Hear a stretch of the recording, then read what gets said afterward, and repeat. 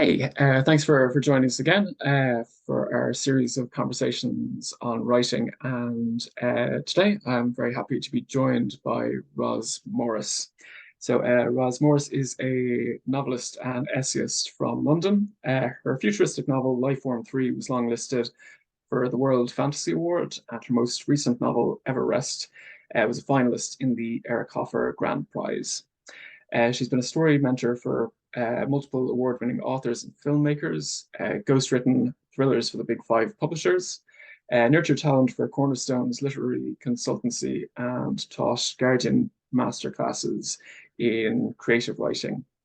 Her stories and essays have earned comparisons with Doris Lessing, Margaret Atwood, and Ray Bradbury. So thanks very much for joining us today, Roz. Thank you for Uh, inviting me. yeah, good to have you here. There's masterclasses for the Guardian newspaper, right?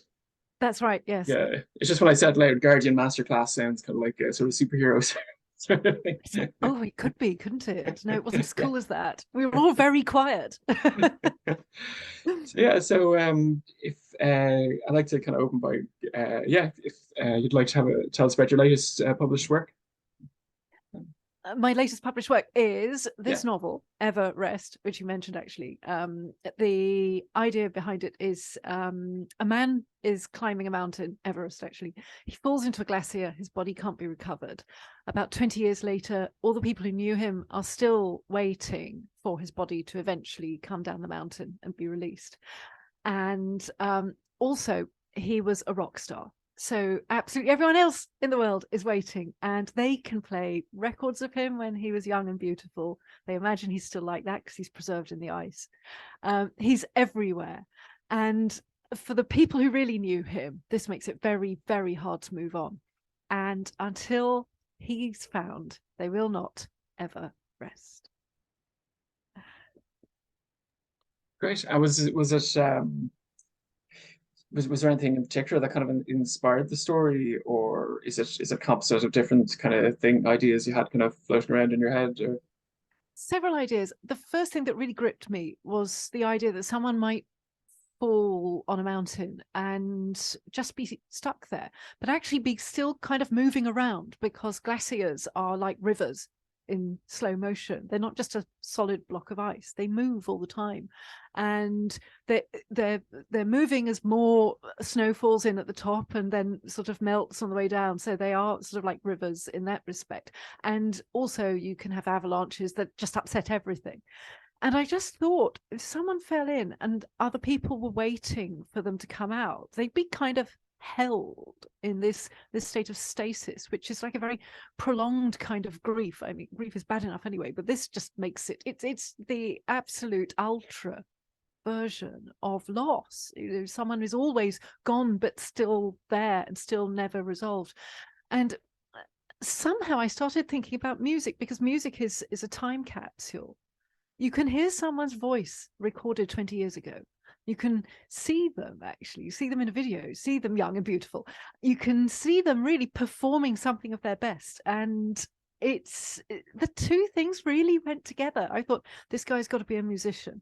And then I started thinking of more about the people who are waiting, and how their lives were probably all pulled together by being involved with this musician. Because you know, there are people you meet at certain points in your life that are just formative for everything that happens afterwards. And all that came together, and I just really, really wanted to make a story that got all those feelings. And there's a lot of yearning in it as well, sort of yearning for youth, yearning for the things that music gives you when you're in your late teens. You know, it gives you who you are, and it can stay like that all through your life, which is why people now just love the bands that they loved when they were at college. So anyway, all that just had to be made into a story, and Everest is the result. brilliant. Yeah, it's an interesting idea around kind of the complicated grief that might come about. Yeah, if someone had kind of if someone were in those kind of circumstances, yeah, or for their family members, yeah. Um, but yeah, it's interesting writing about music as well. I suppose given music is kind of an auditory sort of medium, trying to capture that on the page. Do you find this particular, are there things that you find helpful in trying to convey that I'm to? actually quite musical. I think if I hadn't become a writer, I'd have been doing music more seriously. And when I was a kid, I was always on the piano making up tunes. It's just a really natural thing to do. So I've always kind of responded to music. I've always been very, very aware of it. And I then discovered that I could use music to help my writing, and that I would find pieces of music that just immediately clarified an emotion I wanted to explore on the page, or that I felt two characters were grappling with. And I started using music to help my writing become more vivid. And so when it came to writing a novel that had a lot of music in it, it just put together things I already felt very at home in. So there are points in that novel where I'm describing some of the music that the bands are playing. And I think writers who write about music fall into two camps. There are some who say you can't describe music in words. It's like dancing about architecture. And then there are some people who find it very easy. And I found it very easy because I've always really done the two things. It's all for me about emotions. And so I found it was a complete joy actually to be a musician on the page. I could write about a piece of music and what it would be like for the people playing it and what they're putting into it as they were composing it. And having done that myself, I already knew what it was like. So I found it just, it was a lovely experience. Yeah, I've tried to do that in writing where I sometimes include lyrics and things like, or someone might be singing different lyrics to a familiar tune and so on. But yeah, it's yeah, I do find it hard to it can be hard to describe music in a way that that I feel confident I'm conveying it to a reader. But you feel, yeah, it's good that you feel kind of comfortable, sort of you're in a comfortable space kind of writing about music. Yeah. Yeah. And my first novel actually was about a musician as well. So it was a classical musician, and I had to find out quite a lot about what it's like to play classical piano, because although I could play a piano, all I can do really is hit notes. But Yeah. there's something completely different about actually channeling the mind of a composer that's written on a page. And I found that a very powerful thing to write about, the emotional state to get into and what it means to do that. And so that was quite a different experience of music. But again, I think it came from a love of music, and it's music, something that's very important to me, and I found it easy to write about.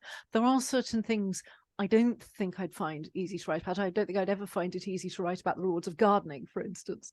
And this means I think we all have the things that we find we are very we're very good at understanding because of the particular way we're made. So I will never understand gardening. I could never write a character who will find joy in pruning the roses or anything like that. I just think, oh God, that's digging a ditch. That's horrible. I'm not even going to try and understand it. But certain other kinds of emotion, I just very readily can find my way into and want to burrow into the real truth of the experience. And you must find there are certain things that you are at home at describing. Yeah, I suppose I'm always kind of I'm nervous about the curse of knowledge, if you like, that the more familiar you are with something, the more kind of habitual it becomes for you. But that kind of affects how you might try to convey it to kind of a naive or a reader who's, you know, less familiar with that. Or yeah, I suppose it's always trying to, and also trying to avoid sinking into a familiarized way of speaking about things in fiction. Like I think, you know, I always kind of wanted to capture something from a novel perspective, or put it In a across. way, I see Yeah, what you mean. You have to almost think like a beginner, don't you? in a way, yeah. Yeah. To perceive it in How a will sort of a less kind of habitualized sort of, Yes, how will you make this accessible to someone who doesn't necessarily know what you know, but you still yeah. want to understand something important about it? Yeah, it's tricky because I suppose even with things like music or gardening, we tend to kind of break them. You sort of break things into particular kind of larger and larger chunks, if you like, or so it comes. Yeah, it can just be tricky. Yeah, it almost. Yeah, I can sometimes second guess myself in terms of whether whether it'll carry across or it'll be kind of clear to someone who's more of a novice in the area. But anyway, sorry, just break down a rabbit hole. Do you have, and so I suppose another question I'd like to ask people is that about kind of future plans for their writing. Like, do you have any kind of upcoming projects or books that are slated for future release, or stuff you're currently kind of working on? The thing I'm working on at the moment is a sort of follow up to a travel diary that I published, which is Right. It's called Not Quite Lost: Travels Without a Sense of Direction, which was something I never really imagined I would find myself writing any sort of memoir or diary or humorous book. And but I love making notes, and I've got loads of notebooks here. I don't think you can see them, but I've got particular notebooks for particular kinds of situation. And there's one that lives in my suitcase, and every time we've been on holiday somewhere, I get the notebook out. It's a really huge thing, a red leather-bound book with visitors on the cover. It was something that my mother-in-law was given years ago, and she said, "Oh, I can't use a book like that. You use it." So I thought, what a lovely thing to write in. So every time we go on holiday, I get the book out and think, right, I will write down anything weird or funny that happens to us here. And one night I was just flicking through it and saying, oh, this was the time when the car window got stuck down and we were freezing cold and we were having rows about what to do about it. And my husband, who is also a writer, said, oh, you should put that in a book. And I said, well, yeah, all of these will go in books at some point, because I'm always piling up experiences, little anecdotes that will be useful for novels. But he said, no, write them as a book, write that book as a book. And I said, don't be silly. Nobody will want to read my travel diaries. But I began to quite like the idea.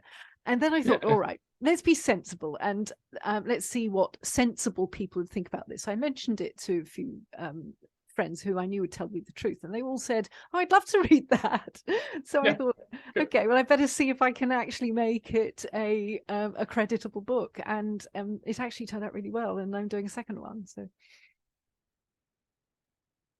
Great. And yeah, I suppose that comes back to I suppose it touches on that kind of the broader issue about confidence, or like whether thinking about what, writing for ourselves and then thinking about an audience, like what will people kind of find that as engaging as I find it, or yes, and you really have to look at those particular aspects very carefully. It's one thing to write an anecdote to just remind yourself, amuse yourself. When you invite someone else in, then you've got to kind of perform it, and you've got to really present it in a way that's going to be meaningful for them.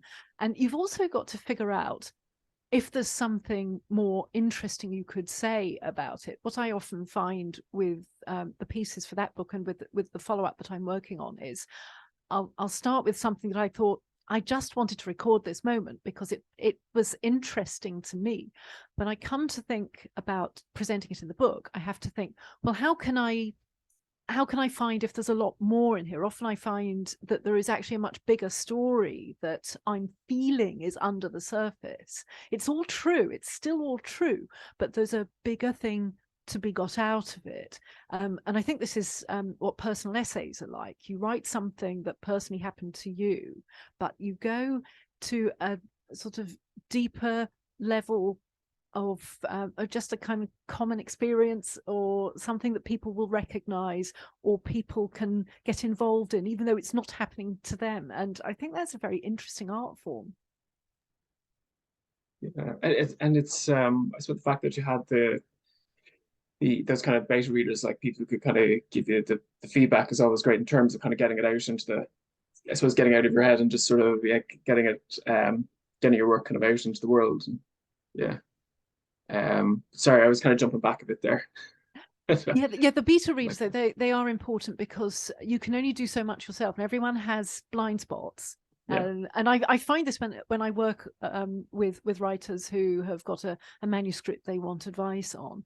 There'll be some aspects, even if they're complete beginners, there'll be some aspects they've just grasped instinctively. There'll be some things that are already their thing, and then there'll be some things they haven't yet noticed you need to do in order to make it a book that will have the power that they want it to have. So you're helping them discover their blind spots. You're opening their eyes a lot. There'll be some things they will always need to be reminded about in all the work they do, and then there's some things that they will learn very quickly and think, oh yes, if I do it like that, I don't need to be reminded. So your craft grows in that way. Yeah, I think it's interesting as well what you said about kind of essays, when you might feel that there's a bigger issue underlying it, or there might be some kind of broader theme. But it is interesting, yeah, when you kind of think back on say some autobiographical memory that's important for one, and writing that up like for an audience. Yeah, the more you think about it, the more you can kind of start to make connections to other broader themes or beliefs that you have in life. I don't know. Yeah, I don't know whether it's whether you're finding them or constructing them, or maybe it's the difference between a sculptor who thinks that the person is inside the block of marble, or someone who thinks, well, no, I'm just making the marble look like a person. Or yeah, I don't know. And I think both aspects are useful, actually, because I think to start with, you have to just experiment and see what something might be. I'm going to make it look like this, and then you might think, oh no, but it's actually that. But if you hadn't tried those other things, you wouldn't have got to the thing that actually you feel is the right thing. So both are valuable, actually.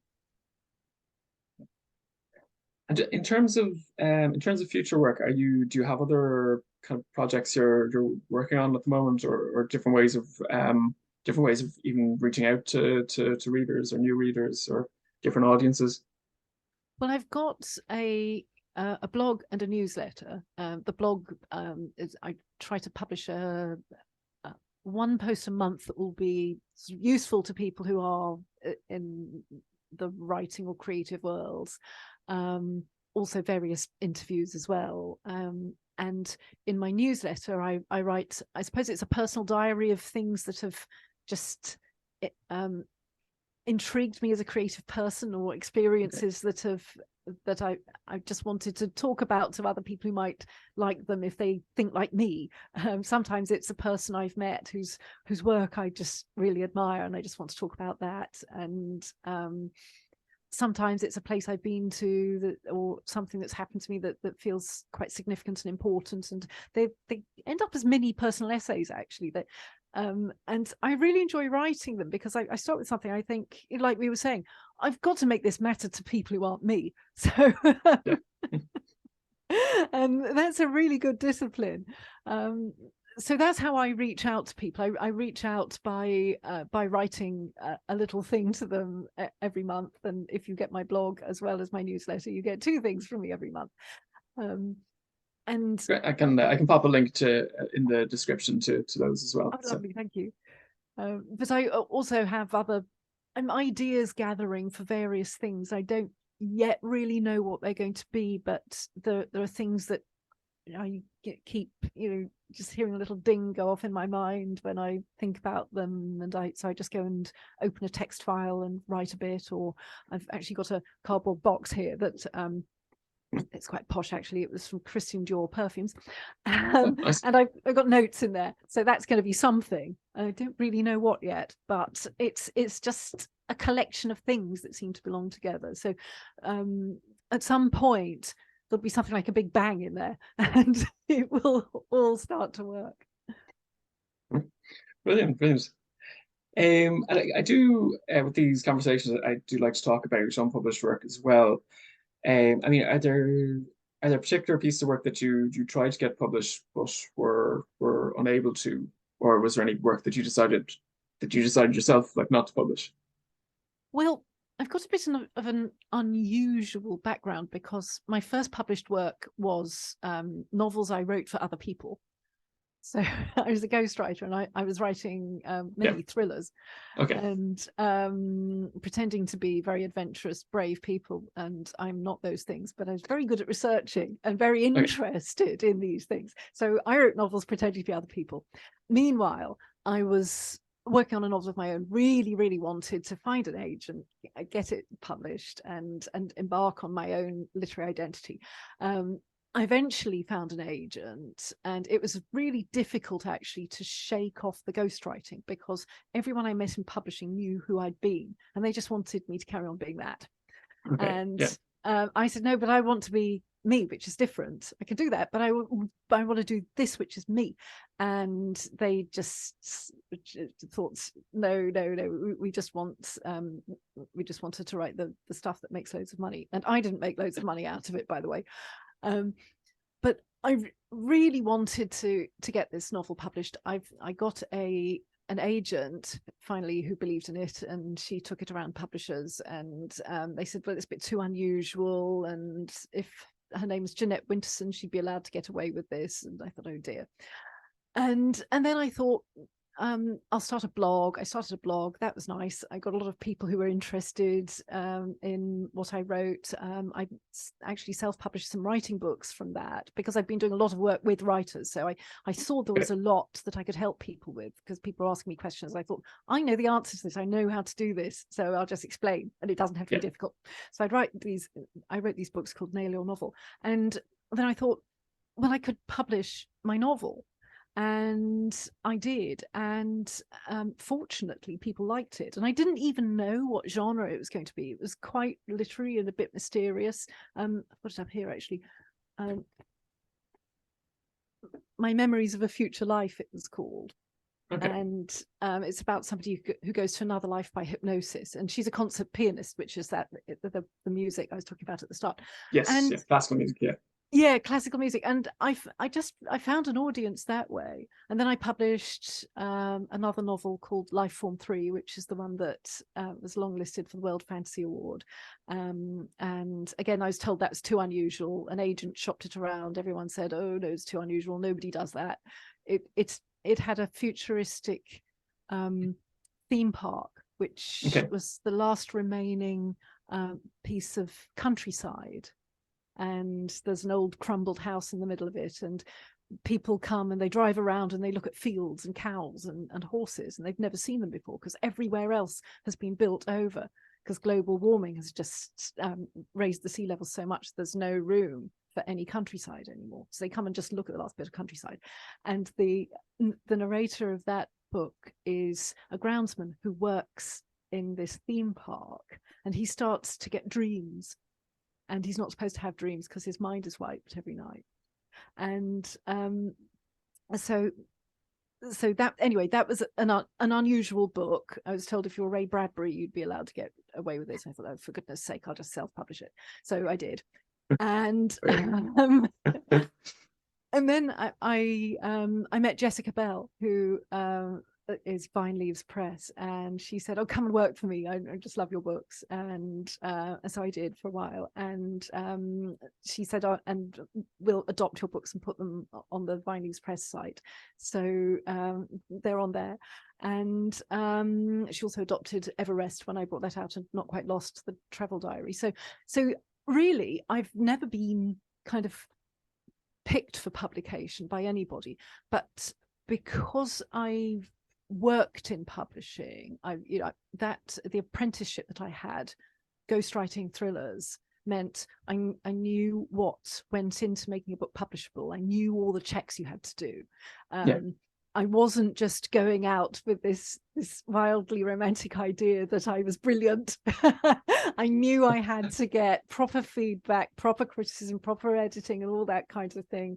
And so I knew how to make books that would be fit for readers. And so I tested them on enough people, and I did it myself. And then I got adopted, which was lovely. Brilliant. Yeah. So I mean, a lot of your books have found a home then with Vine Leaves, right?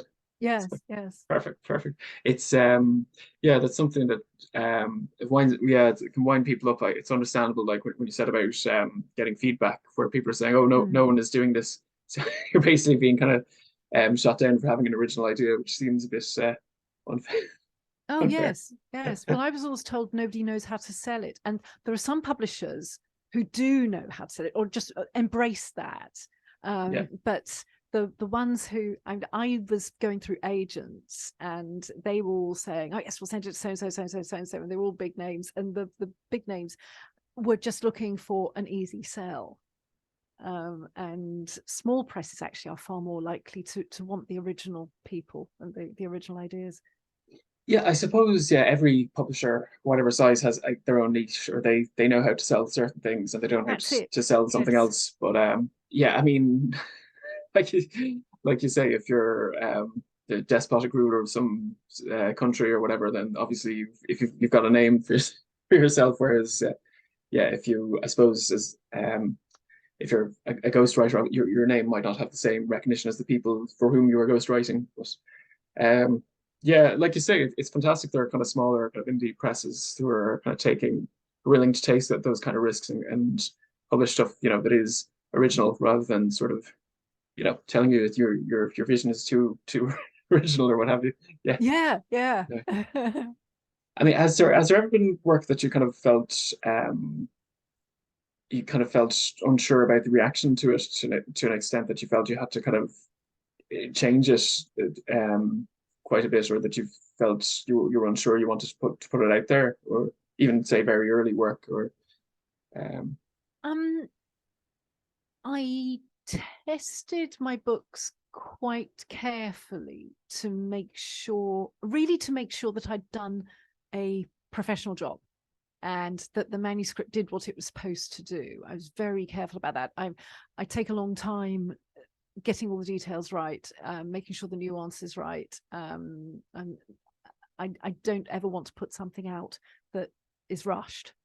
Again, I think actually if I'd been accepted by a big press, then they would have wanted me to churn out a few novels in the time it took me to do just one. And I want to make something that's lasting and is individual, and they often have to take time to discover what they need to be. All those novels did. I had to figure out, okay, I've got a broad idea, but there's something in there that's much deeper, and I really need that to come out, and then the book's properly done and properly finished. So I always take my time. I have got one manuscript I got completely lost with. And I kind of think of bits of it and think, that had something, but I don't really know what to put it with. It needs something to go with. That's the thing. It's waiting for its missing jigsaw piece to work. Okay. Yeah. But I'm very patient. I'm just like discovering what an idea needs to be. Yeah, it can, particularly, I suppose, if you're working, say, with novels, yeah, it can take a while to pull it together. Like I've been recently, I've started working again on a piece that kind of starts in it starts kind of around Rome and the Vatican, like in the 90s. Then it jumps back to the United States, sort of in the 80s and things. So it's yeah, I'm putting more thought into how it kind of hangs together, etc. But yeah, I suppose with that kind of long form fiction, yeah, it does take a bit of time. And so yeah, if you're under that pressure for the difficult second or third album to come out in the space of a year, because these books will be out forever. Yeah, they come out quickly and stay out forever. Me. It's going to be out forever. It's really got to be done properly. I mean, let me ask you a question. How long has you've got a novel with Vinely's Press that's coming out? When is it? February 2025. It's slated for. So there's a bit of time. Yeah, there's a bit of time for that to before it'll be coming out. So it's not it's not racing out at that sort of speed. Like say for example with a current affairs book, you can imagine big five publishers will sort of try to push that through more quickly because it might become dated. Like whereas I think with this we have a bit of more time to kind of work on things like developmental edits and so on. So which is good. Like you don't have that sense of having to kind of tear through it. Well, developmental editing, that's something that I do, and I always warn writers, if they've never done this before, that the developmental edit might give them a lot more work to do, that it might really challenge what they've done, and hopefully it will give them ways to make the book they really want it to be. and give them other possibilities and say, well, you could take it even further. But anyway, a developmental edit will usually give someone just a whole new world to explore, that they can take or leave, or do something completely different again. But it's amazing, actually. But the general reading public doesn't realize how long a book takes, because you start with it and you just eventually assemble your ideas, you get them together, and you write from beginning to end, and you mess around with it a bit, and then you give it to maybe some beta readers, and then you might start involving the professional publishing world, developmental editors, or other people at a publisher. And at that point, it might change again quite a lot. I mean, it's a huge evolution. It's also a very wondrous creative process, that at the end what you have is something that you can hold it in your hand, and it's a real experience for somebody, and someone is going to read that and they're going to say, that might be one of my favorite books and I want to give it to as a present to a friend, or it's something I'm going to keep on my shelf, and I'll take it down again one day and read it again. And so that's what you're creating. It takes a long time, but that's what you're creating. Yeah, it's interesting as well, because I suppose when you say how people who read a lot of books, for example, like because you have one name on the spine of the book, it seems like a very singular vision, and people might look at an Avengers movie and say, it's obvious that hundreds of people are involved in creating that movie, whereas people might some people might assume that with a novel, that's kind of a purely singular vision that the one person has worked on. And it is one person's vision, but that there is a lot of input often from an editorial team that can involve pretty, like you say, pretty substantial changes to the content of a book. Like my own experience with finalist was when I submitted. It wasn't an immediate. I didn't get an offer of publication at first. It was like a revise and resubmit, to kind of, because there were quite a few kind of big, for example, there were quite big kind of tonal shifts in the book where it would change from, quite violent or disturbing to quite comedic, and in a way that might be jarring for some readers. So I had to kind of look at certain things or play around with it. But I could do it. I was able to change things without compromising the vision. But at the same time, it does.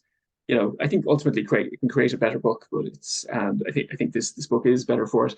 But it's just a lot of people might, and I suppose with self-publishing as well, people can publish something that, if someone wants to, they can publish something that nobody else has worked on. I suppose if you certainly, if you're working with say if someone's working for the big five, if you're writing a story, you might have, like say, an editorial team. You could have, sensitivity readers. You could have, apart from the developmental edits, you could have a lot of other people kind of feeding into the research and so on. So yeah, it can be people. I suppose not everyone might realize yet to what extent it's a collaborative process. Yeah, they really do. The number of times I've heard people say, I'm writing a book, I might get it published one day, and they think they only have to post it to Random Penguin, and then it will appear on a shelf one day, and they'll be in the newspapers and all that. And it's just, there is so much that goes into making a book, and it's because there are a lot of expertises as well. The various kinds of editors are all good at looking for particular details that you'd never have thought were important, but actually they're really important. Yeah, when you said they can just post it to, I thought you were about to say they could just post it up on Amazon or a website. But then I'm old-fashioned. I still think about letters. I suppose, I mean, someone can post it up. Sorry. And the big parcels, you used to send your manuscript in a jiffy bag and maybe with a return envelope, and then it would come back. So post it, or just post it up on Kindle and see what happens. But there is a literary agent actually in Ireland who I think still asks people for postal submissions, which I suppose in a way is probably a good way of limiting the number of submissions you get. But sorry, I can move my desk there. Sorry if the camera was shuddering. Yeah, it reminded me. I remember there was a book. I used to work in libraries for a while. I came across a book that I assume it must have been self-published, but it was you could kind of see it was. I think the idea behind it was sort of. I think it was written by someone that had a sort of slightly. Clearly, the premise is it had a slightly rose-tinted view of perhaps I think it was like Ireland in the past, or when it was perhaps more staunchly Catholic and so forth. But so I'm being from Ireland myself, but you could see kind of in terms of the back cover, in terms of the blurb, etc. There were clear kind of basic kind of copywriting edits. So like there were sentences that weren't complete sentences. So there were like, you know, noun phrases that were kind of they had appeared at the end as if, you know, so they were kind of, yeah, you know, but you know, I could imagine that person, you know, seeing people giving that bad reviews and then assuming, oh, it's because, you know, they don't agree with me ideologically in terms of what I'm writing, but they might have a particular perception of people's negative response to it, that whereas they don't have that kind of team. I know we talked about, you know, developmental edits and so forth, like that kind of broad structure, but even kind of basic things like that in terms of the nuts and bolts of writing like that, that's kind of stuff that can kind of go by the wayside. Now, obviously, I'm not sorry, I probably sound like I'm just trying to dump on people who self-publish. Obviously, people, you know, people can self-publish who put tremendous work in and might, you know, get help from any number of people who can give editorial input. But yeah, I just find it quite interesting, the self-publishing, because you can have people who do, you know, absolutely everything by themselves, kind of draw up the cover, you know, and themselves, and have just get no help from anyone, and then other people who kind of, you know, get help from they kind of bring together a whole team before they publish themselves. But anyway, I'm blathering on at this at this point. Was there anything else you'd like to kind of mention about your kind of work or the writing process, or I have just had a really interesting experience making this into an audiobook. Okay. And did you record it? Did you do the voice, the audiobook yourself? No, I have a friend who trained as a voice actor, and so she would know how to do it and make a good job of it. Whereas if I read it, I would probably be over emoting everything, and and I wouldn't have the technical finesse. I mean, having worked so long as a professional publisher, I know there's a lot more to everything than meets the eye. And when I found out that this friend of mine could do voice acting, I thought I'll ask her about it. In fact, we worked together on my two other novels. She was the voice of those as well, and she did a wonderful job of them. And just this year, I got sponsorship to do the audiobook of Everest, and so we did that. And it was so interesting and painstaking. There is so much detail, and you would think it's easy. Someone just reads your book into a microphone. No. There is so much to do. You have to have pronunciation guides. That book has got a lot of strange words. There are Nepalese names, South American names. There are a lot of pieces of equipment, mountaineering equipment. You have to know how a mountaineer would actually pronounce those names. When I wrote those words on the page, didn't matter at all. The reader can just figure out in their own mind how they want them to sound. When someone reads it out, they've got to decide about that. So we had to make a long list of every weird word and find out what the proper version would be, because someone listening would know, and they just snigger if we got it wrong. And like you were saying about the blurb that had mistakes in it, that's enough to actually spoil a reader's confidence in you. And that's why the details are so important. So there are a lot of details that we had to get right that I never had to get right never had to think about for the prose. Then we had to think about the way to do various aspects, like there are song lyrics, just fragments of song lyrics, which just came to me because I used to write songs and things. So I'd think, oh, yeah, that this is what they would write at this moment, and it seems to be useful for the character's state of mind and to let us know how they're feeling. But we had to work out, how would you say them if someone's reading them out? So we discussed that and decided to read them just as if they had a beat, like a line of poetry. But there were creative decisions like that, and how the ends of certain lines should go if they were really ending on a poetic note. And because it's literary fiction, absolutely every word has been carefully chosen. No pressure. It's not just about the story, although there is a story. There's a lot of there are a lot of layers there. It's almost like you have to sing literary fiction rather than just read it out. It's more like singing than talking. So there was a lot of discussion of the artistic ways to perform it. So yeah, huge amount of detail. And I wrote a post on my blog about how we did it, the things we discussed, the things we thought about doing and then decided, no, that's naff, no, that'd be dreadful, don't do that. And in the end, we came out with something that is a really lovely way to experience the book. But again, it had a lot of care put into it. And that is something I realize I love about the creative process, that you embark on something and you think there's something I want to make a really really unique experience, special experience out of this book or whatever. I'm also on out off to tangent now. I'm addicted to the extras on DVDs. When I've watched a movie, I want to watch the people talking about how they adapted the book to make it, or arrived at this character and what their walk would be like, and that kind of thing. That the making of it, I just love people who make things. So I think that's why I'm quite well suited to something slow and painstaking like writing novels. Yeah, it's one of the advantages of DVD over streaming, I guess. Yeah. Cool. Well, thanks very much for joining us for this conversation. Was there anything else? Any last word you want to add, or? I suppose I should say where you can find me. Yeah. I have a website. That's probably the easiest thing to find. My name is Roz Morris, which is ROZMORRIS, and my website is rozmorris.org. Great, and I'll pop some links in the description as well, so you can check those out. Lovely. So thanks very much for joining us this time, and yeah, if you enjoyed this video, do like and subscribe. Thanks.